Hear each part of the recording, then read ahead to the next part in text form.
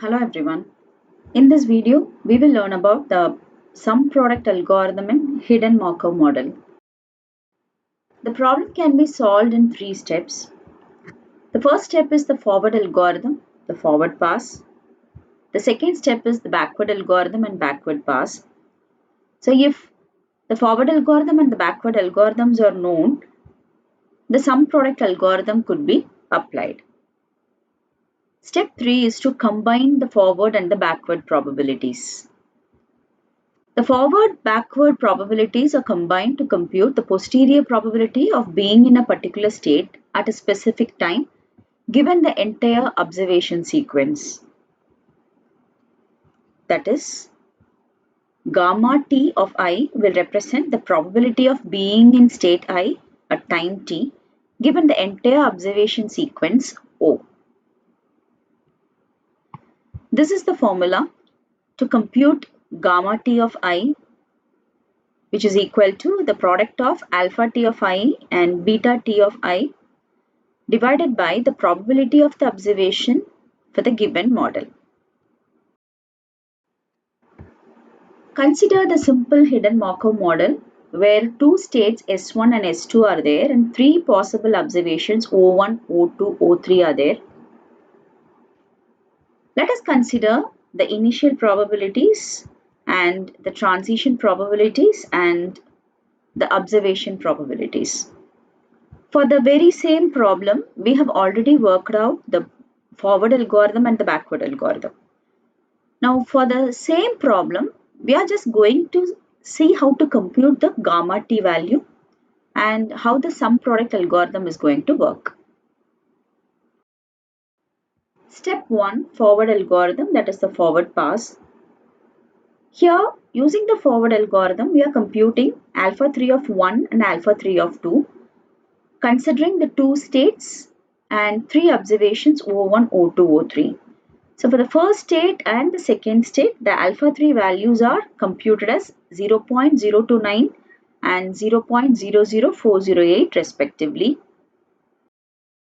Likewise, we need to apply the backward algorithm or the backward pass. Here, recursion at t is equal to 1, that is beta 1 of 1 and beta 1 of 2. The beta values for the three observations and the two states 1 and 2 we will apply, and we are computing the values as 0.122 and 0.092 respectively. Once these two values are computed using the forward and the backward algorithm, alpha beta values are computed, it is easy to apply step 3. Now the step 3 is to combine the forward and the backward probabilities. Gamma 1 of 1 is equal to the product of alpha 1 of 1, beta 1 of 1 divided by the probability of O given lambda, the model, which is equal to the product of 0.06, 0.122 divided by 0.03308. The value is 0.221. Gamma 1 of 2 is equal to the product of alpha 1 of 2 and beta 1 of 2 divided by the probability of O given lambda, which is equal to 0.28 into 0.092 divided by 0.03308, which is equal to 0.778. Now, this probability of O given lambda is representing the total probability of observing the entire sequence under the model lambda, which normalizes the probabilities. Now the question is how to compute this probability.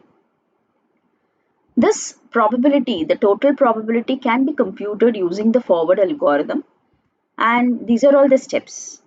So for a sequence of observations O1, O2, O3 and the states 1 and 2 with the given transition and emission probabilities, the first step is to initialize alpha 1 of 1 and alpha 1 of 2 based on the initial distribution pi and the emission probabilities. The next step is to compute alpha 2 of 1 and alpha 2 of 2 using the recursive formula summing over states from t equal to 1 to t is equal to 2.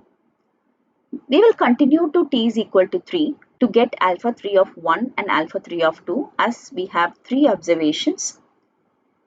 Then we need to compute probability of O given lambda which is equal to the sum of alpha 3 of 1 and alpha 3 of 2.